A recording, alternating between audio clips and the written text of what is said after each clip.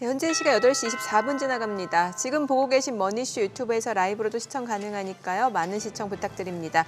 그리고 더 다양한 정보 원하시는 분들은 카카오톡 채널에서 크존 검색하시거나 재테크존 앱 다운로드 받으시면 다양한 정보 확인해 보실 수 있으니까요. 이 부분까지도 참고해 보시기 바랍니다.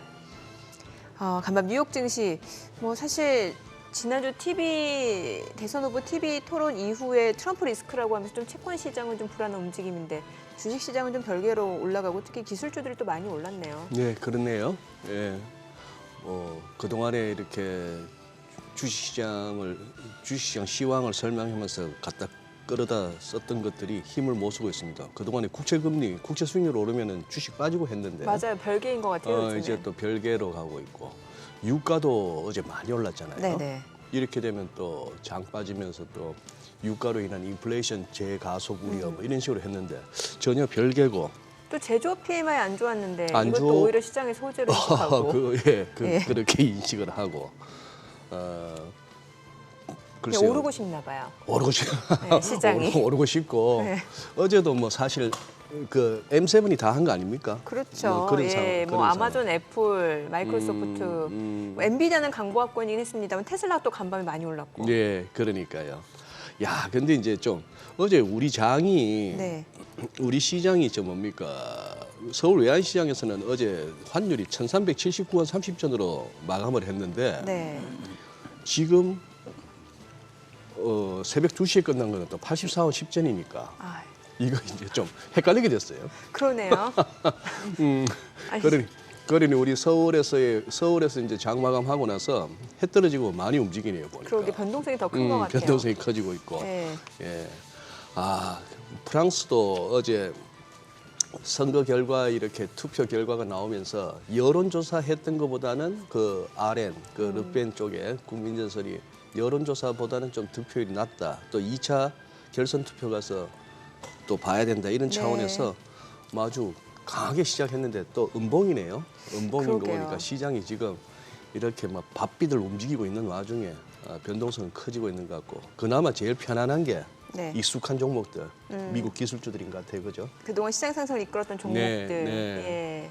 어제 그나마 우리가 2,800 위에서 마감을 했는데 요거 오늘 그래도 미국이 좀 도와줘서 팔로스루가 좀 좋을지 근데 국내 증시가 미국 증시하고 디커플링 된 지는 좀 오래됐잖아요. 좀 됐습니다. 예. 예.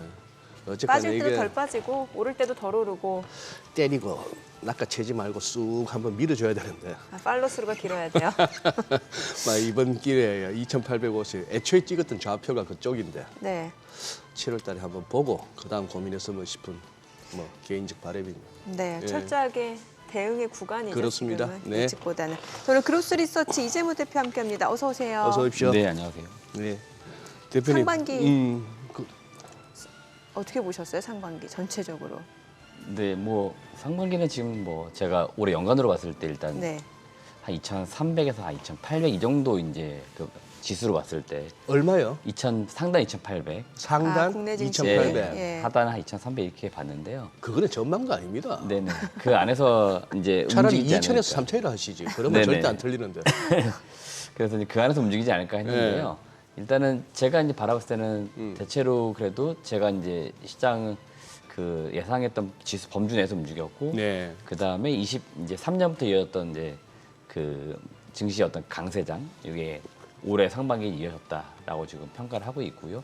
이 가운데 이제 그 외국인이 이제 국내 증시를 좀 많이 산 게 특징이었고, 그리고 대체로 좀 예측한 대로 시장 가고 있는데. 제가 이제 시장을 봤을 때는 예측이 좀 안 됐던 것들은 이제 2월 달 좀 나왔던 밸류 프로그램, 정부의 정책 이런 것들은 예.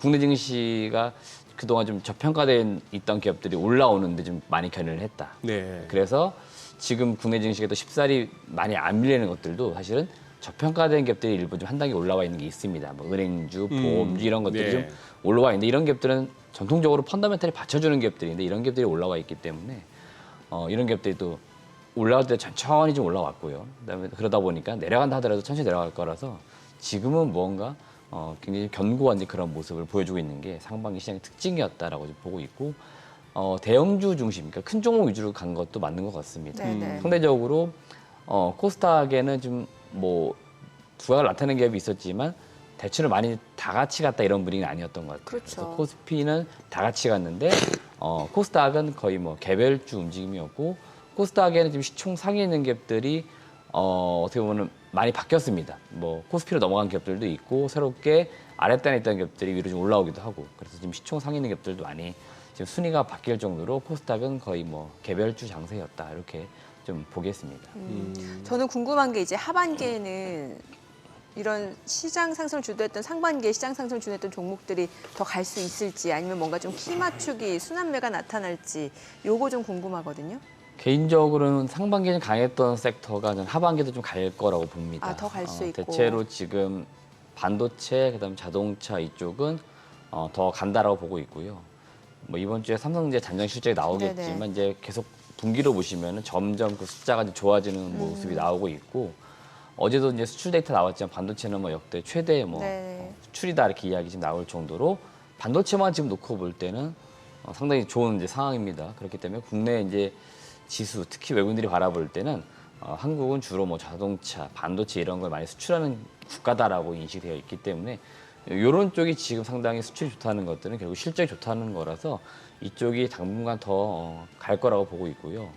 그다음에 음식료도 지금 뭐 5월달 그 1분기 실적이 발표가 되면서 이제 실적주, 저평가 가치주를 많이 부각하면서 올라왔습니다.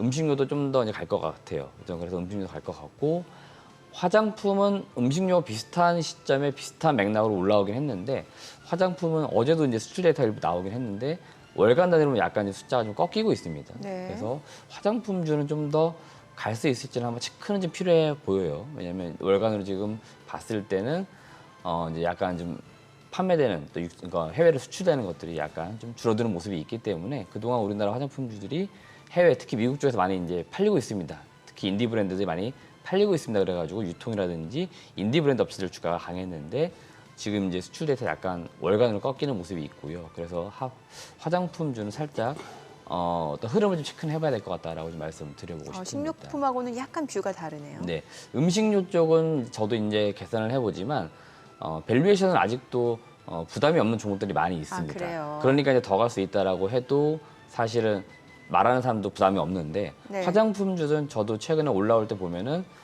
많이 올라온 기업들이 있어요. 그러니까 이미 적정 주가라고 해야겠죠. 네네. 과거 전통적으로 이제 화장품주가 특히 중국 쪽 수출 많이 할 때 받았던 밸류를 넘어가는 기업들이 지금 꽤나 있습니다. 그래서 일부 기업들은 그 좀 부담이 좀 된다. 그래서 그 기업들이 이제 약간 주가가 좀 둔화된다 그러면은 전체적으로 섹터의 어떤 그 흐름을 또 이제 꺾을 수 있기 때문에 화장품주와 음식료는 약간 이렇게 살짝 나눠가지고 지금은 좀 체크를 해야 된다고 말씀드리고 싶어요.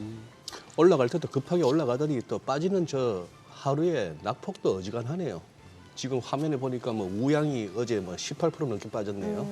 저것도 뭐 냉동김밥 재료였지 않습니까? 맞아요. 저기는요. 뭐 자연스럽게 벌써 우리 시장으로 넘어와 버렸는데 이거 전기하고 전력 설비 쪽은요. 얘들도 지금 좀 갇혀든 느낌이네요. 그 전력하고 전선 이전 쪽은요. 지금 기본적으로 미국이 이제 노후화된 것들을 이제 교체하는 수요도 있고, 예. 그다음에 이제 전력이 계속 이제 부족하다는 이제 소위 말하는 쇼티지가 있기 때문에 그리고 저쪽은 그 뭐 한 해 두 해 이렇게 뭐 투자가 이루어지고 그런 건 아니라고 합니다. 그렇기 때문에 좀 더 올라갈 수 있을 것 같습니다. 그래서 꺾인다 하더라도 10달러 주가가 좀 조정이 와서 뭐 내려가거나 추세가 전환되거나 그럴 것 같지는 않아요. 지금 하락하는 것들은 일부 좀 조정기이지 않을까라고 판단을 하고 있고요.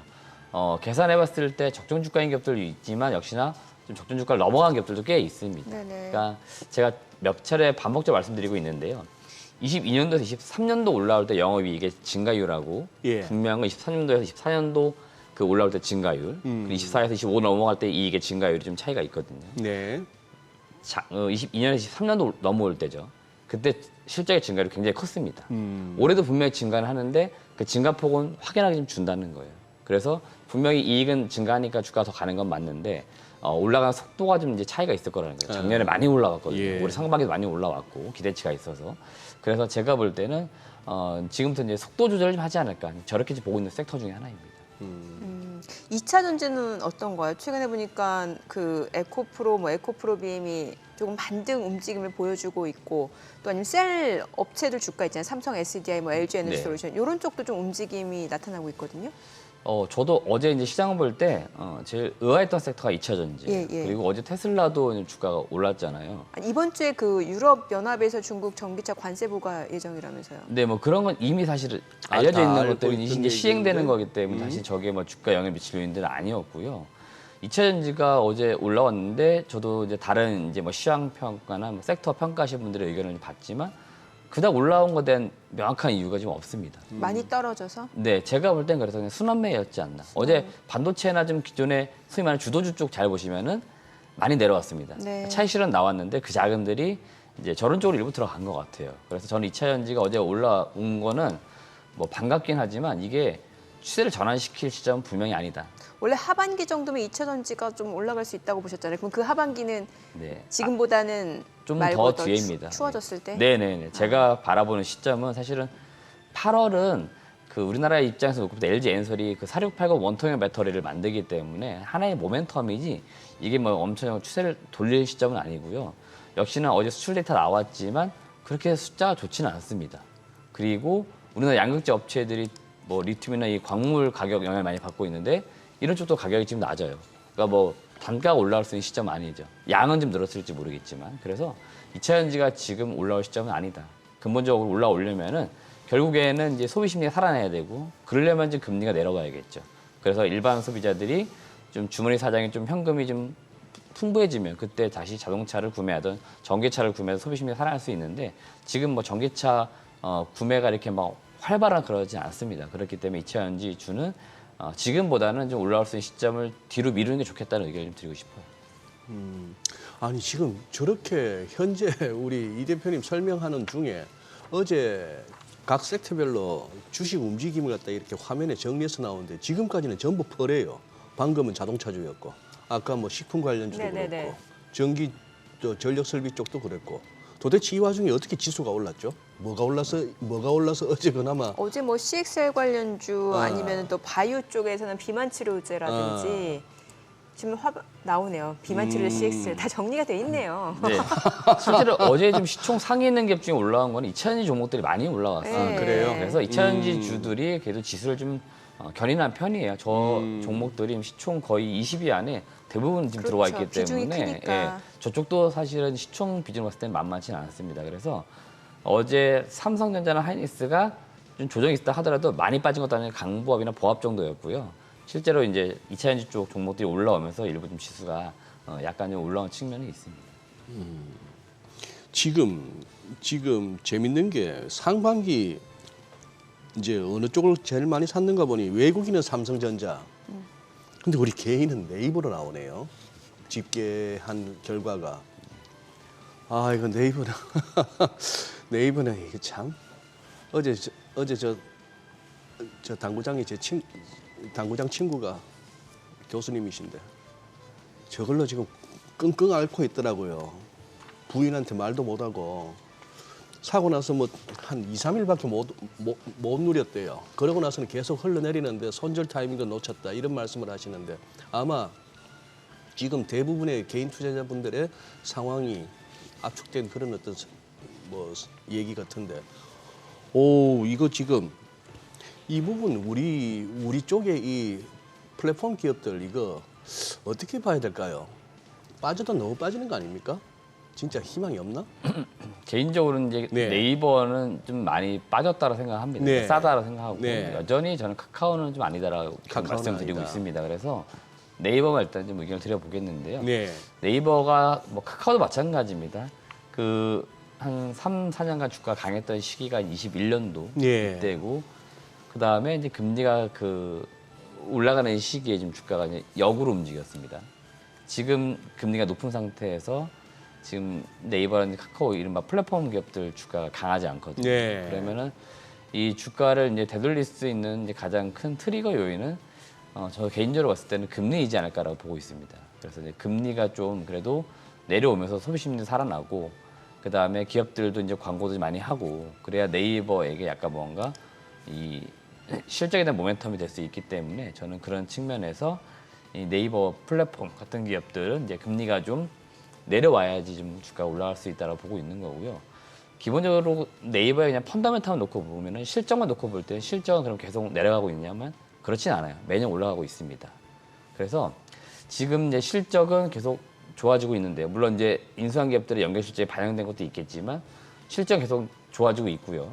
그래서 이 상태에서 주가가 계속 내려오고 있다는 것들은 언젠가 다시 되돌아 올라올 수 있다. 그렇게 놓고 볼 때는 결국 시간과의 싸움 같습니다. 그래서 지금부터 네이버를 투자하시는 분들은 잘 버티는 건 필요할 것 같고요. 개인적으로는 제가 방송도 하면서 한 18만 원대는 싸다라고 했는데 지금도 한 16만 원대니까 사실은 주가는 더 약세 구간에 들어와 있는 겁니다. 뭐 저희 표현대로라면 사실은 더 싸졌으니까 더 사야 된다 고 얘기 드리지만 현금 여력이 있어야만 사실 살 수 있기 때문에 현금 여력이 있으신 분들은 그냥 분할 매수 관점에서 좀 담아둘 필요는 분명히 있어요.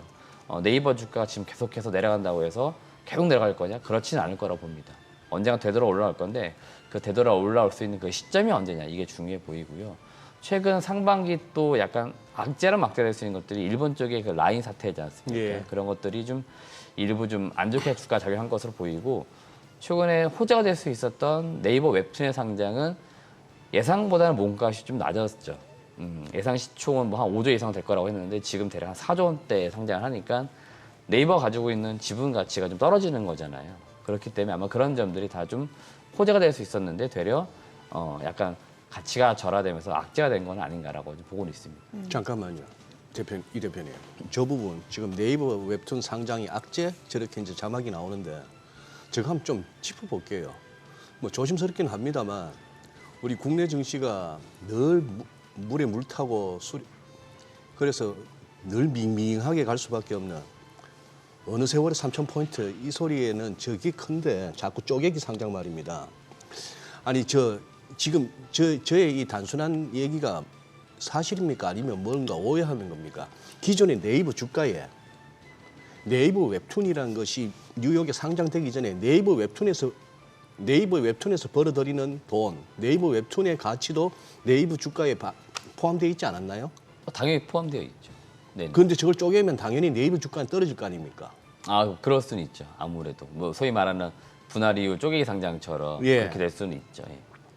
뭐 회사 입장에서 그렇게 해서 뉴욕에서 뭐 한국 사람 돈만 아니라 미국 사람 돈, 전 세계 돈을 갖다 이렇게 상장을 통해서 자금을 어떻게나 유치한다. 좋아요. 좋은데 기업 입장에서 그럴 수 있는데 안 그래도 저렇게 줄줄줄 흘러내려 가지고 주주들은 죽을 판인데 저 와중에 저걸 계속 해야 됩니까?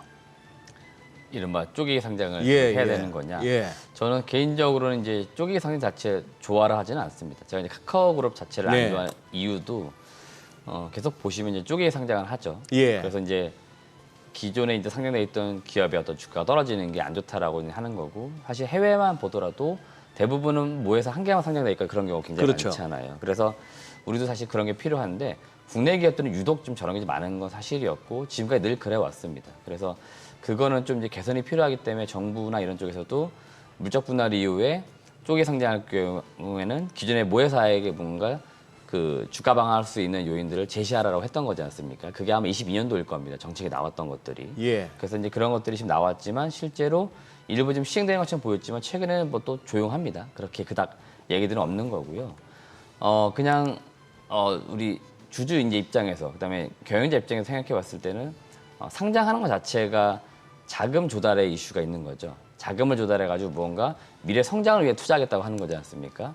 그래서 좀 성장을 해놓은 다음에, 그러니까 사업적 가치를 올려놓은 다음에 시장 가치를 올려가지고 주가가 같이 올라가면 다행인데 아직까지는 좀 그런 거에 있어서는 좀 미진하지 않았나라 보는 거고 그리고 저런 것들은 또 결과가 나타나니까 시간이 꽤 오래 걸립니다. 그렇기 때문에 지금 제가 이제 여러분들에게 드리고 싶은 것들, 시청자분들에게 드리고 싶은 것들은 저거 자체는 단기적으로는 악재일 수 있지만 좀 먼 미래 내다봤을 때는 결국에는 네이버 자체가 자금을 조달해가지고 네이버 웹툰이 자금을 조달해가지고 뭔가 좀 더 성장시키겠다. 그리고 그거에 대한 가치를 다시 네이버 주가에도 반영을 시키겠다. 이거기 때문에 그냥 그렇게 바라보시면 될 것 같습니다.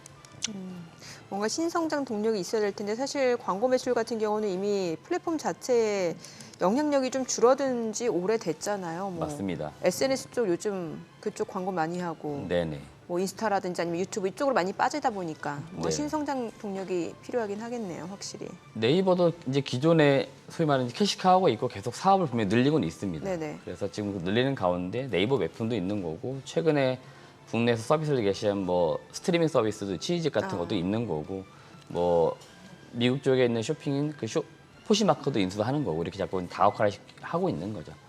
그 와중에 네이버 웹툰이 이제 미국에 상장한 기본적인 이유가 앞서 말씀드린 것처럼 자금을 이제 조달하기 네네. 위함이고 그 자금을 조달해서 미국에서 좀 더 확장을 시킨 다음에 그래서 좀 가치를 올리겠다라고 지금 근본적으로 장기적 계획을 좀 잡고 진행하는 거니까 그런 측면에서 사업이 어떻게 진행되고 있는지 이제 네이버 웹툰이 미국에서 상장한 이후에 사업이 어떻게 되는지 자금 조달하는 걸 어떻게 좀 쓰고 있는지를 이제 투자하시는 분들은 또 체크하는 게 좀 필요하다고 말씀드리고 싶습니다.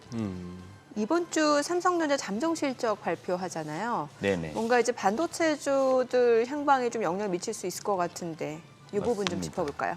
일단 제가 이번 네. 주 이제 시장 바라볼 때 가장 이제 중요하게 보는 게 삼성전자, 그다음 LG전자 잠정 실적 발표입니다. 잠정 실적 발표를 하면서부터 이제 2분기 이제 실적 시즌에 들어가기 때문에 시장의 분위기도 이제 약간 바뀔 수도 있습니다. 2분기 이제 실적이 좋다는 기업들의 전망이 계속 나오면서 시장의 이제 분위기도 바뀌고 시장의 수급도 바뀌고 섹터의 이제 움직임도 있고 이렇게 있기 때문에 2분기 잠정 실적을 좀 체크하자라고 말씀드리는 거고요.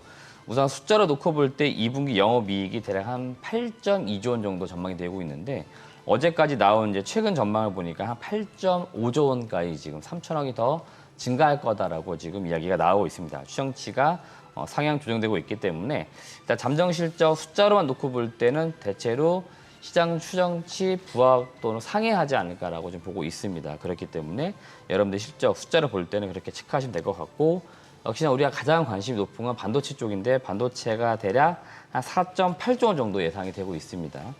고용량 메모리, HBM 수요를 기반으로 해서 일부 이제 판가가 이제 올라오기 때문에 그러니까 양이 늘어나는 게 아니고 이제 제품의 단가가 이제 올라오면서 매출이 좀 늘어나지 않을까라고 보고 있는 거고요. 그동안에 이제 그 파운드리 사업이 실적이 좀 좋지 않았다라고 했는데 이 파운드리 실적이 좀 개선될 것으로 전망이 되고 있기 때문에 그동안 안 좋았었던 낸드라든지 뭐 파운드리 쪽 사업부도 좀 한 번씩 숫자가 어떻게 좀 증가가 되고 있는지를 체크해 보는 게 중요하다 말씀드리고 싶습니다. 그리고 모바일 쪽은 한 2.2조 원 정도 예상이 되고 있는데요. 이쪽은 2분기는 대체로 이제 삼성전자 그 신제품이 나오는 비수기입니다. 갤럭시 S24가 1분기 나오기 때문에 대체로 2분기는 약간 비수기이기 때문에 실적이 약간 떨어질 거로 살짝 보고 있는 것 같고요. AI 전략 때문에 마케팅비나 그 개발비 이런 것들이 일부 또 들어간 것으로 보입니다. 그래서 이쪽은 약간 좀 예상보다 영업이익이 좀 떨어진다라고 전망이 나오고 있고요. 나머지 디스플레이 쪽은 고객사 이제 애플 쪽입니다. 이쪽이 이제 하반기 신제품이 나오기 때문에 미리 이제 제품을 만들어야겠죠. 그래서 이거 이제 가동률이 증가하면서 출하량이 늘어서 한 0.7조 원 정도. 그다음에 가전은 0.5조 원. 하만 전장 사업 쪽은 대략 한 0.4조 원 정도 나올 거다라고 이야기하고 있고요.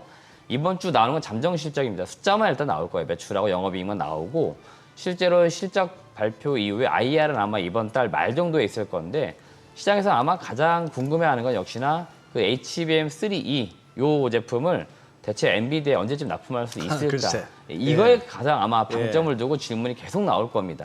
나머지 질문들은 거의 그냥 곁다리 정도라고 보시면 돼요. 시장에서 삼성전자 주가 변동에는 저 엔비디아에 납품하느냐 마느냐가 있기 때문에 저거를 많이 물어볼 거고 삼성전자가 저거에 대해서 답변을 잘 해줘야겠죠. 가시적으로 무언가 좀 양산 시점이 좀 눈에 보인다라고 이야기를 해주면은 주가는 아주 세게 반응이 나올 거고요. 그렇지 않으면 또 미온적으로 주가가 움직일 수 있으니까 저 내용을 좀 잘 보시면 될 것 같습니다.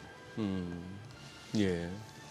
그리고 지금 뭐 이렇게 테마들 막 돌아다니는 와중에 우크라이나 재건 관련주 이게 이제 언급이 되는데 우크라이나 재건하긴 하는 겁니까? 전쟁 끝났습니까? 지금 이제 전쟁 중인데요. 어제도 예. 지금 나온 뉴스를 보니까 이제 6월 달에 그 우크라이나 재건 관련된 회의가 한 번 있었고 어디 있어요? 스위스에서 열렸을 스위스 겁니다. 정도에서? 열렸을 거고요. 지금 어제 나온 이야기를 보니까 연내로 해가지고 이제 종전 계획, 구체적인 이제 행동 계획을 이제 발표를 할 거라고 합니다. 네. 젤렌스키 우크라이나 대통령이. 그러니까 그 이전 단계에서는 무언가 관련해서 준비 단계가 있으니까 뭔가 행동, 액션할 수 있는 플랜이 나오겠죠. 그래서 그래서 그런 것들이 어제 또 이야기가 되면서 소위 말하는 이제 종전 관련된, 재건 관련된 기업들 주가 일부 올랐다라고 보시면 되겠고요. 이렇게 놓고 볼 때는 결국 기업 입장에서는 그 어떤 정부의 어떤 계획에 맞춰가지고 미리미리 좀 준비하고 있는 기업들이 있거든요. 그 기업들을 우리가 관심 있게 좀 보자고 말씀드리는 겁니다. 지금 SG나 KG 모빌리티, 아이톡시, HD 현대사이트 솔루션은 그냥 그 건설 기계랑 그다음 두산 인프라코어로 생각하시면 됩니다. 건설 중장비 업체라고 보시면 될 것 같아요. 이거 지금 제가 가져온 자료는 지금 언론 보도 동아일보에서 가져온 자료입니다. 그러니까 실제로 일간지에서도 저런 식으로 재건 관련된 기업들을 언급할 정도로 뭔가 진행되는 부분은 분명히 있습니다. 그래서 실제로 저렇게 준비하고 있는 기업들이 수혜를 볼 가능성이 있으니까 우리가 이쪽에 관심을 두고 있다. 그럴 경우에는 저런 기업들 중심으로 보시면 될 것 같고요. 투자 전략 측면에서는 지금도 주가가 많이 올라가거나 뭐 엄청 테마를 타고 있는 건 아닙니다. 본격적으로 테마를 타는 시점 결국 올 연말이나 뭐 좀 가야 될 것 같아요. 그러니까 지금은 좀 담아둔 상태에서 일부 주가가 방향성을 위로 주가가 잡는다 그러면은 그때 좀 올라갈 수 있는 흐름이 나오는 거니까 그럴 때는 좀 잘 수익을 실현하면 어떨까라고 의견을 드리는 겁니다. 예. 네. 자, 지금 시각 8시 50분 향해 갑니다. 오늘 양시장 호가 상황 체크해 보겠습니다. 먼저 코스피 예상 체결 지수부터 확인해 보도록 하죠. 현재 코스피가 0.6% 상승이 예상되고요. 호가로는 2,821포인트로 집계됩니다. 코스닥 강보합 출발 예상되고요. 예상 체결 지수 848포인트입니다. 시가총액 상위 종목 예상 체결가 보겠습니다. 삼성전자 이번 주 이제 잠정 실적을 발표하게 되는데 좀 호가에서는 1.4% 상승 예상되고요. 예상 체결가는 83,000원으로 집계가 되고 있죠. SK하이닉스도 1.7% 상승 예상됩니다. 예상 체결가 239,500원. LG에너지솔루션도 1% 상승 예상됩니다. 어제장에서도 올랐고 오늘 추가적으로 상승세 이어질 걸로 보입니다. 호가는 35만 1,000원. 현대차 0.5% 하락 예상되고요. 좀 예상 체결가 28만 4,500원. 삼성 바이오로직스가 0.9% 상승할 걸로 보입니다. 호가는 76만 6,000원으로 집계가 되고 있습니다. 그리고 기아가 0.9% 상승 예상되고요. 삼성전자 우선주 보합 예상됩니다. 셀트리온 소폭 상승 예상되고요. 호가는 18만 4,600원. KB금융이 1.2% 상승 예상되고요. 예상 체결가는 8만 600원. 포스코홀딩스 0.6% 상승할 걸로 보입니다. 예상 체결가는 37만 3,000원으로 집계가 되고 있습니다. 오늘은 삼성전자, SK하이닉스가 시장 상승을 좀 이끌 것으로 예상되고 있고요. 코스닥 시가총액 상위 종목 예상 체결가도 보도록 하겠습니다. 에코프로비엠 오늘도 상승세 이어질 걸로 보입니다. 호가는 19만 1,500원, 알테오젠 보합 예상되고요. 에코프로 1.8% 상승 예상됩니다. 예상 체결가 9만 3,900원. HLB가 보합 예상되고요. 엔캠 3% 강세 예상됩니다. 호가는 24만 9,000원. 그리고 HPSP가 0.2% 소폭 상승 예상되고 셀트리온 제약도 소폭 오름세가 예상됩니다. 이 가운데 삼천당제약이 3% 강세 예상되고요. 예상 체결가는 15만 8,000원. 리노공업 오늘 강보합권 예상되고 클래시스가 1.9% 올라갈 걸로 보입니다. 호가는 5만 3,000원으로 집계가 됩니다. 자, 이제 개장까지 8분여가량 남았습니다. 오늘 장에서 뭐 삼성전자, SK하이닉스 반도체 관련주들 행보가 굉장히 좀 궁금해지네요. 네. 예. 지금 저거 보니까 결국 볼놈은 볼 모양입니다. 애초에 시작하면서 이제 돌아가느냐 직접 가느냐의 차이 같은데 우리 장 돌아섰을 때 애초에 찍었어야 되는 게 2,850 내지 60인데 거기를 향해서 가는 거 아니냐 싶고 저는 어제 미국 장에서 제일 그거 했던 게 아까 우리 오프닝에서 그랬잖아요. 유가도 오르고 국채 수익률도 오르고 뭐 맞아요. 이런 와중에 ISM 제조업 지수도 부진하고 한데 주식은 주식대로 가더란 말이죠. 네. 특히 어제 장기 10년, 30년짜리가 많이 오르면서 네. 이 소위 말하는 이 장단기 금리 역전이 많이 축소됐거든요. 많이 축소됐는데 예전에 늘 그랬습니다. 이게 단기가 워낙 높고 장기가 낮아가지고 장단기가 마이너스 빼면은 마이너스 나왔던 그게 장단기 금리 역전이고 네네. 그러면 또 이코노미스트들이 나와서 뭐 경기 침체가 오네 예, 예. 뭐 1년 반 역전된 지 오래됐잖아요. 예, 그런 소리 하는데 그러고 나서 이게 역전폭이 줄어들고 역전에서 정상화, 장기가 단기보다 높아지는 네네. 그 단계에서 그때가 보면은 제 기억에는 정말 주식은 눈티 나오는 폭등세를 보이거든요. 그러고 부러져요. 그러고 나서 결국 침체가 와요. 예, 예. 그러고 나서 이제 부러지고 막 금리 허겁지겁 내리고 막 이랬던 과거 그게 있어서 지금은 언제 그거 할지 몰라도 마지막 피치 바짝 한번 땡기려고 전부 그거 하는 시기가 아닌가 싶네요. 아, 지금 장단기 금리 그 스프레드가 많이 줄어들고 있다. 줄어들고 있고 이게 예. 이제 마이너스를 벗어나서 곧 플러스로 접어들 아직까지는 좀 많이 남아 있는데 이 시점이 과거에는 늘 증시가 좋았습니다. 뭔가 예. 불꽃 튀듯이 시장이 막 화랑을 보이는 거예요. 예, 그래서 오르고 나서 이제 사후적으로라도 왜 올랐는지를 설명을 해야 하는데 잘 네네네. 설명이 안 돼요. 그냥 장 좋으네요 하고 넘어갔죠, 늘. 다 사후 해석이죠. 예. 예. 근데 이것도 또 너무 또 예상 개장 전 10분 전에 동시호가 이거 보고 너무 호들갑 뜬 거 아닌지 모르겠습니다. 뚜껑 열어봅시다. 그렇죠. 왜 호가하고 네, 또 네. 개장 중간에 개장하고 나서도 장중 흐름이 다르고 그러니까. 미증 시도 간밤에 보면은 예. 많이 달랐잖아요. 많이 달라. 예. 예, 맞아요. 예. 아, 그리고 너무 환율을 너무 막 신경들 안 쓰시네. 환율이요. 그러니까. 이제 N 약세도 그냥 네. 그러려니 하고 이런 분위기인가요? 예.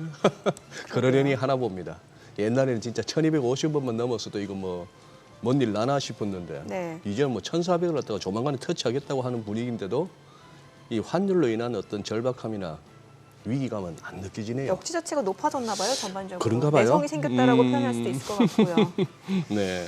그 CXL 관련주 좀 여쭤볼게요. 지금 사실 상반기에 국내 증시 쪽에서 이제 HBM 관련주들이 많이 각광을 받았잖아요. 그런데 지금 시장에서는 이제 그 당시 약간 파생된 쪽이 뭐 CXL 컴퓨터 익스프레스 링크라든지 아니면은 뭐 뉴로모픽이라든지 이런 쪽이 좀 파생이 됐었는데 최근에 하반기에는 뭐 CXL이 대세가 될 수도 있다라는 전망도 많이 나오는 것 같아요. 네, 맞습니다. 일단은 반도체 보니까 이제 그 새로운 기술에 대해서 굉장히 지금 시장에서 높은 가치를 매기고 예. 있습니다. 그래서 뭐 상용화가 뭐 안 된 기업들조차도 지금 굉장히 주가들이 지금 많이 가고 있는 그런 이제 현상이 이 국내 증시 그다음 반도체 이제 시장에서 지금 나타나고 있고요.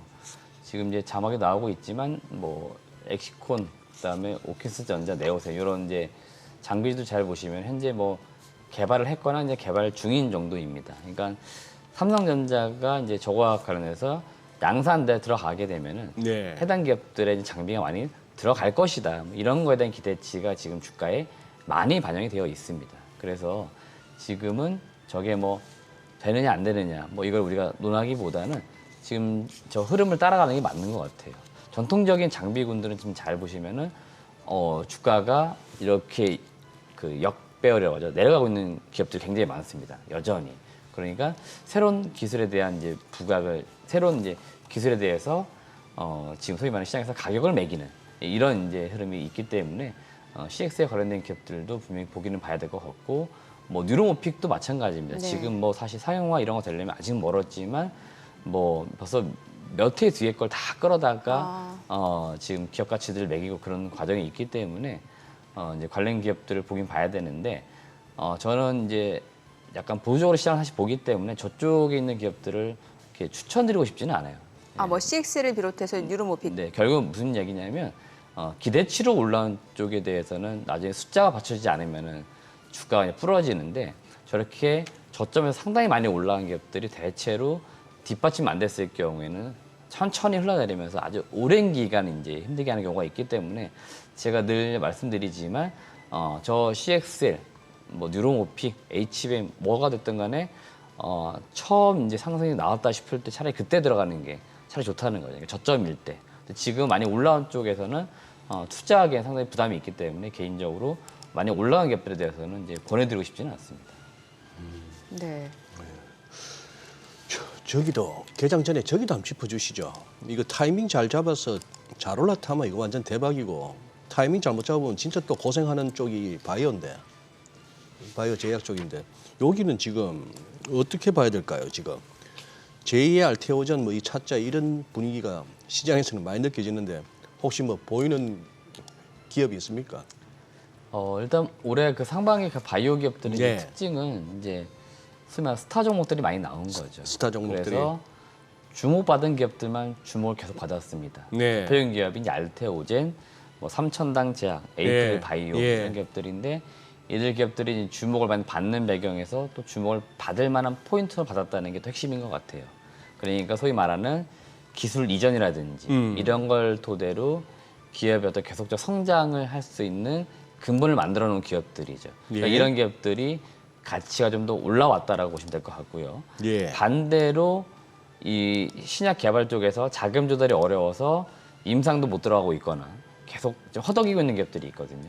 이런 기업들은 시가총액이 지금 상당히 많이 날려진 기업들도 굉장히 많이 있습니다. 그래서 시장에서 이렇게 표현을 하는 것 같습니다. 양극화가 철저히 이루어졌다. 그래서 잘 간 갭들은 계속 잘 갔고 안 간 갭들은 계속 못 갔다. 이게 이제 바이오 섹터의 특징이었고요. 하반기에 볼만한 기업은 역시나 유한양행, 셀트리온, 카이노스메드, 셀바이오텍인데 우선 시총 상위에 있는 두 개 기업을 이름만 들어 다들 아시는 예. 기업이고요. 밑에 있는 두 개 기업은 제가 직접 탐방 다녀온 기업들입니다. 이게 제가 알고 있는 기업들 중에서 설명드리기 위해서 가져온 거예요. 그래서 네.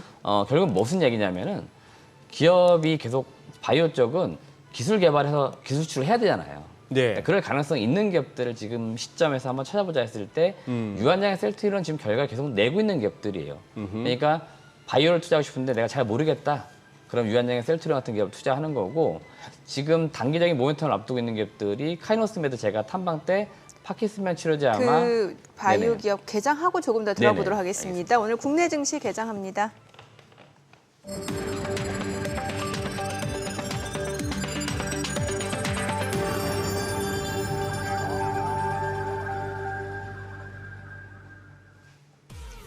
네, 7월 2일 화요일 국내 증시 개장했습니다. 간밤 뉴욕 증시 하반기 첫 거래일 상승으로 마무리가 됐고 특히 나스닥이 좀 많이 올랐습니다. 채권 시장은 좀 불안한 움직임을 나타냈어요. 이제 10년물 국채 수익률이 좀 많이 올랐습니다. 그럼에도 불구하고 주식 시장은 별개로 좀 상승하는 모습을 나타냈고 시장 상승을 이끌었던 주요 기술주들 다시 한번 힘을 내주는 모습이었고 이 가운데 테슬라도 간만에 또 많이 급등을 했습니다. 전반적으로 투자 심리가 여전히 낙관론에 대한 기대감이 더 살아있는 듯한 분위기인 것 같은데 오늘 국내 증시 출발 상황 체크해 보도록 하겠습니다.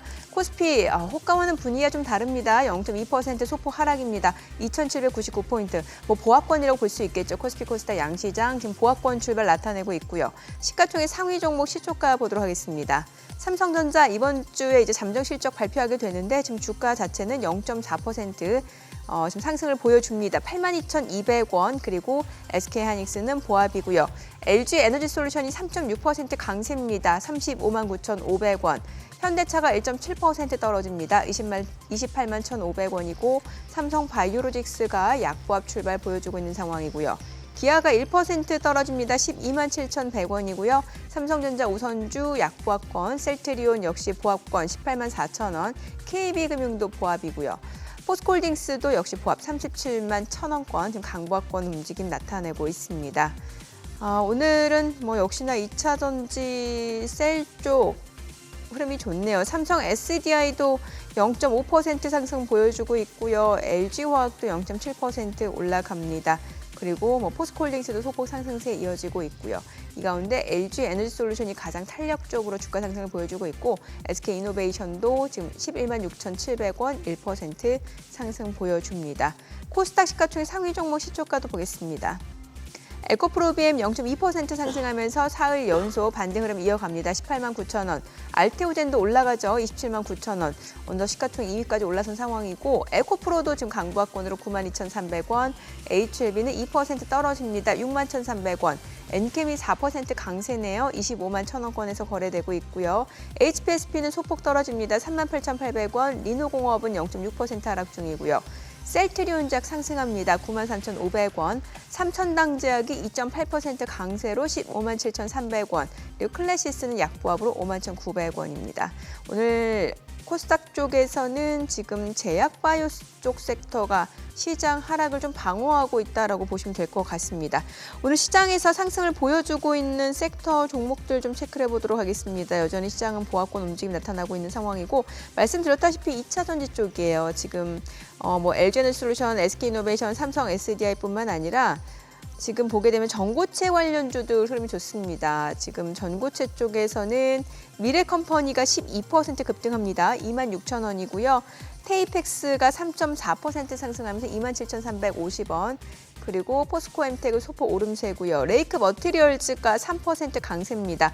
19,780원이고요. 이수 스페셜티 케미칼 1.4% 올라가고요. EV 첨단 소재도 1.9% 상승하면서 2,575원 선에서 거래되고 있습니다. TSI도 지금 현재 1.5% 상승 보여주고 있습니다. 오늘 전고체 관련주들 흐름 좋고요. 그리고 지금 보게 되면은 강관업체들 흐름도 좋습니다. 동양철관이 3.2% 상승합니다. 1,110원 선에서 거래되고 있고요. 넥스틸 소폭 상승입니다. 이게 강관업체라고 하더라도 지금 모든 종목이 오르는 건 아니고요. 일부 종목이 상승을 하면서 이들 섹터의 상승을 이끌고 있는 정도로 보시면 될 것 같습니다. 결과적으로는 지금 개별 종목 장세라고 보셔야 될 것 같아요. 시장 전체적으로는 보합권이거든요. 오늘 유리기판 관련주들 다시 움직임 좋네요.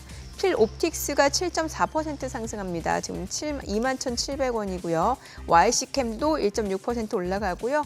캠트로닉도 상승하고 반면에 SKC는 1.2% 하락, JNTC도 1.9% 약세입니다. 그리고 HB테크놀로지 강세고요. 삼성전기, FNS테크, 캠트로닉스 상승 보여줍니다.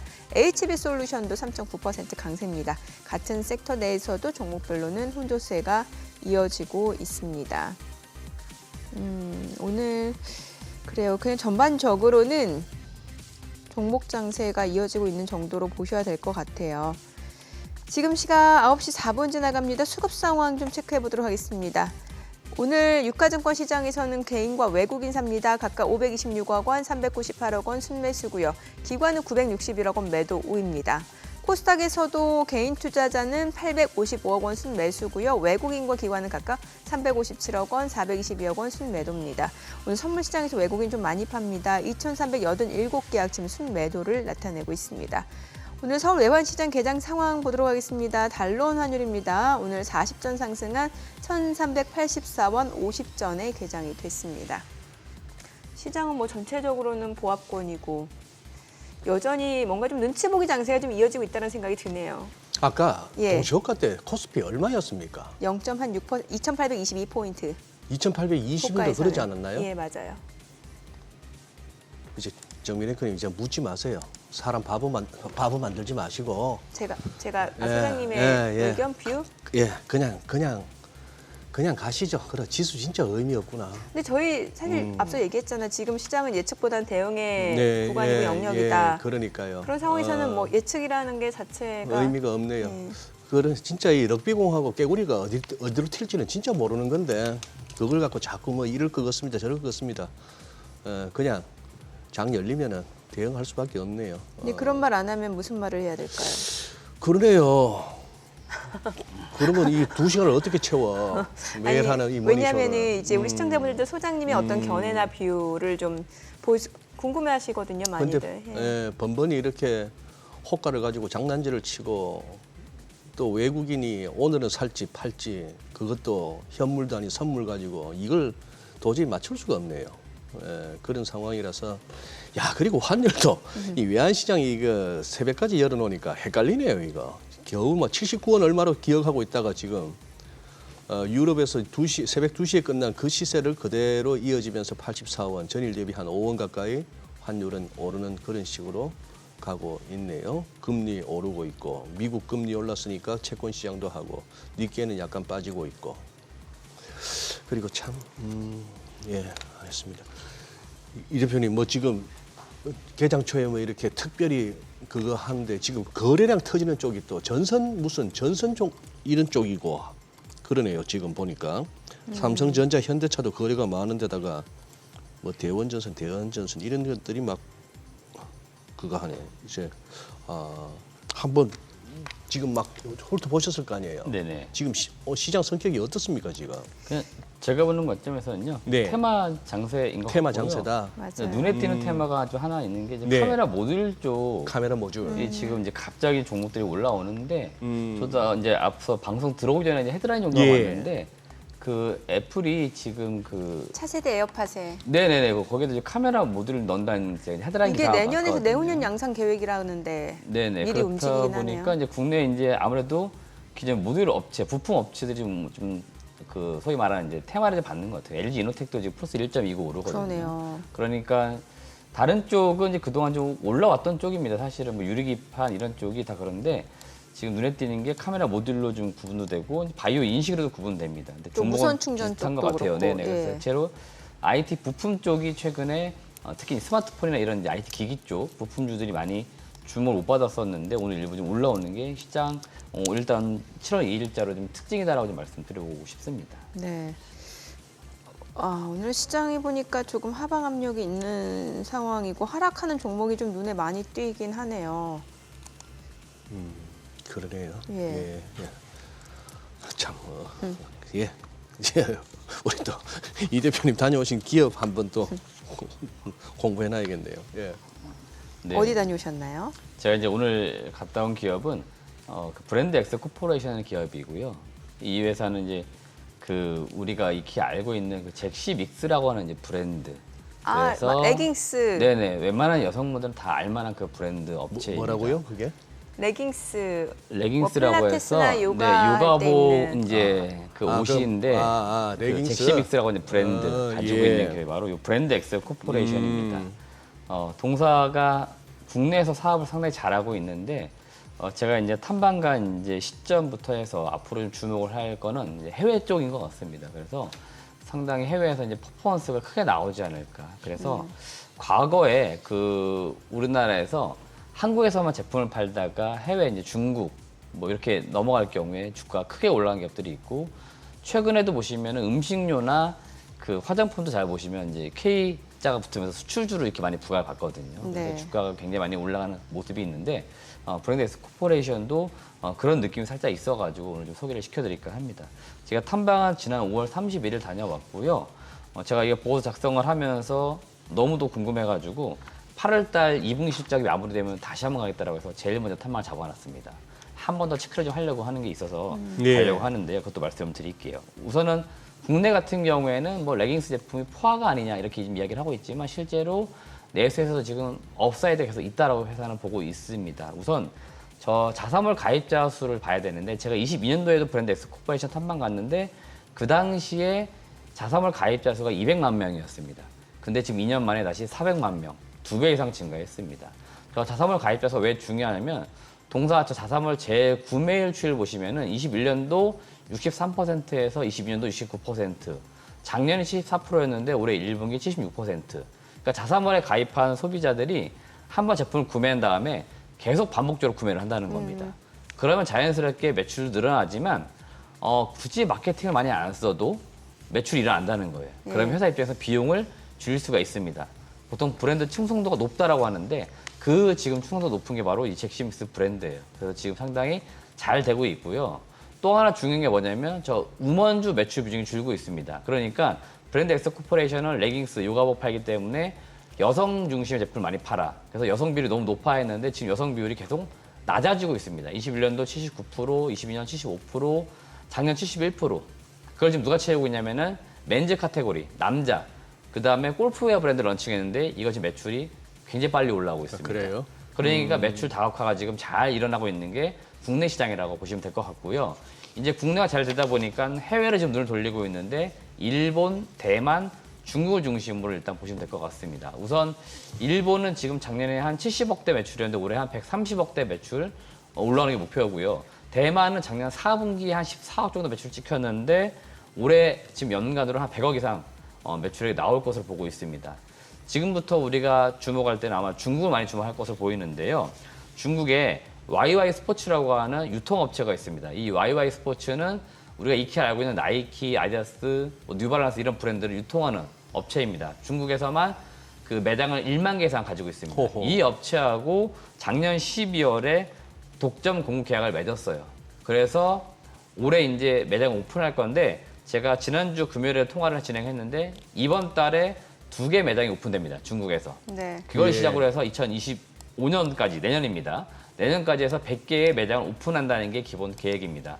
그럼 YY 스포츠가 왜 잭시믹스 브랜드를 가져갔느냐? 한국에 있는 브랜드 업체들을 컨택을 하다가 잭시믹스가 인기가 있다 보니까 저 브랜드를 한번 중국에서 한번 런칭을 한번 시켜보겠다고 해가지고 중국의 YY 스포츠가 브랜드 코퍼레이션에 접촉을 해가지고 이게 계약이 성사가 된 거예요. 그렇기 때문에 아마도 YY 스포츠는 중국 내에서 잭시믹스 브랜드를 좀 인기를 좀 끌도록 많이 마케팅도 하고 할 것으로 보입니다. 그래서 상당히 좋다라고 보시면 될 것 같고 브랜드 엑스 코퍼레이션 입장에서 좋은 건 뭐냐면은 이거 일부 최소 주문 금액, 개런티된 물량이 있다고 하죠. 그게 정해져 있습니다. 그래서 3년간 최소 주문 금액이 정해져 있기 때문에 최소한 중국 쪽에서 매출이 얼마 이상은 나올 거예요. 그래서 지금 일본, 대만보다 더 나올 것 같습니다. 제가 볼 땐 인구수나 뭐로 보나. 그렇기 때문에 최소 해외에서 한 500억, 1000억 이렇게 매출 나올 것 같고요. 이렇게 되면 향후에 잭시믹스 브랜드 엑스 코퍼레이션을 바라볼 때 국내 매출이 뭐 한 90% 해외가 8이라고 했는데 향후에는 5대5 나중에는 해외가 매출이 더 많아진다. 그렇게 될 수도 있다는 거죠. 몇 년 지나면은. 그러면은 지금의 삼양식품이나 과거 F&F 이런 기업들처럼 국내 매출이 많다가 해외 매출이 많아지면서 주가가 10배, 20배씩 가는 그런 기업이 나올 수도 있겠다. 그렇게 놓고 볼 때는 브랜드 S 코퍼레이션의 저 중국 쪽 매출이 어떻게 나오는지 한번 지금부터 체크해보자고 말씀드리고 싶습니다. 근데 이게 이제 잭시믹스 맞죠? 네네, 맞습니다. 이게 사실은 이제 여성분들은 잘 아는데 그 룰루레몬이 좀 비싸다 보니까 네네. 이 국내 브랜드에 대한 수요가 있기는 합니다만 네. 사실 룰루레몬 같은 경우는 실적 가이던스를 조금 부정적으로 내놨단 말이죠. 뭐 나이키도 마찬가지고 네네. 이게 분명히 경기와도 연관이 있는데 이건 괜찮은 거예요? 맞습니다. 그래서 지금 잭시믹스 같은 경우에도 이제 예. 그런 우려가 있긴 한데 일단 잭시믹스는 국내 매출이 92%잖아요. 작년 기준. 네네네. 그러니까 국내 시장 영향을 많이 받고 있는데 지금 회사가 그걸 숫자로 좀 증명해주고 있습니다. 올해도 매출액이 한 2,500억 이상 나오고 영업이익도 250억. 올해는 좀 더 고무적인 게 뭐냐면은 그동안에는 우리가 신생기업, 그러니까 지금 업력이 7년밖에 안 된 기업이에요. 그래서 성장 기업이기 때문에 마케팅비를 더 써서 브랜드를 알리겠다 했는데 올해부터는 영업이익률도 좀 챙기겠다라고 이야기를 하고 있습니다. 그래서 10%대 영업이익률 챙기겠다고 이야기를 하고 있고요. 그 잭시믹스라는 이 브랜드가 이제 알려져 있기 때문에 그걸 토대로 다른 카테고리를 지금 늘리고 있는 겁니다. 그래서 남성 쪽, 그다음에 골프, 액세서리 좀 늘리고 있기 때문에 아마도 요가복, 단일 제품 이외에 다른 쪽에서 매출도 올라오기 때문에 거기에서 매출을 좀 더 상쇄를 좀 시키지 않을까. 그리고 또 한 가지 관심 있게 볼 거는 지금 외부몰, 뭐 지그재그나 에이블리, 무신사 같은 외부몰도 지금 입점을 해가지고 어떤 효과를 보고 있냐면은 고객층의 연령이 지금 낮아지고 있습니다. 10대, 20대도 지금 자사몰 가입자가 늘고 있다고 해요. 지금 연령층도 늘리고 있다 보니까 과거에는 대체로 30, 40대 여성분이 많이 구매를 했는데 지금은 골프웨어 같은 경우 40, 50대 그러니까 나이가 더 올라간 거죠. 네. 그다음에 10대, 20대까지 늘어나니까 연령층이 늘어나면서 고객 풀이 더 늘어났어요. 결국 그렇게 되면서 자연스럽게 많은 매출이 지금 많은 제품이 지금 팔리고 있는 그런 흐름이 있어서 아마도 국내 뭐 단순 제품 파는 기업은 아니다라고 좀 평가하고 싶습니다. 네. 네. 혹시 기존에 다니셨던 기업 탐방과 관련된 종목들 중에서 추가로 또 얘기해 주실 내용 있으면 좀 알려주세요. 네, 최근에 지금 올라오고 있는 기업들이 지금 소위 말하는 폴더블 폰 관련된 기업들인데 혹시 파이낸텍, 네, 세경 아. 하이테크 제가 다녀왔던 기업들이고 파이낸텍은 한 2주 전에 제가 소개를 시켜드렸습니다. 네. 최근 올라가고 있는데 지난주에 삼성전자가 공식적으로 7월 10일 날 프랑스 파리에서 언팩 행사를 한다라고 이제 초대장도 날리면서 이제 공개를 했습니다. 예. 그래서 좀 주목을 받고 있는 거기 때문에 7월 10일이니까 단기적으로 좀 시장에서 많이 주목을 받을 시점이에요. 그래서 한번 좀 보시면 좋겠다고 말씀드리는 거고 이번에 역시나 폴더블 스마트폰에 처음으로 AI 기능을 탑재를 합니다. 온디바이스 AI 기능. 예. 그래서 어떤 기능들, 어떤 스펙들이 좀 나오게 되는지 한번 여러분들이 보시면 좋을 것 같습니다. 네. 그래요. 오늘 내용 잘 들었습니다. 네. 고맙습니다. 고맙습니다. 네, 오늘 들으신 내용과 관련해서 더 다양한 정보 원하시는 분들은 카카오톡 채널에서 크존 검색하시거나 재테크존 앱 다운로드 받으시면 다양한 정보 확인해 보실 수 있으니까요. 참고해 보시기 바랍니다. 최근 외국인 또 어떤 리포트 관심 있게 보는지 확인해 보겠습니다.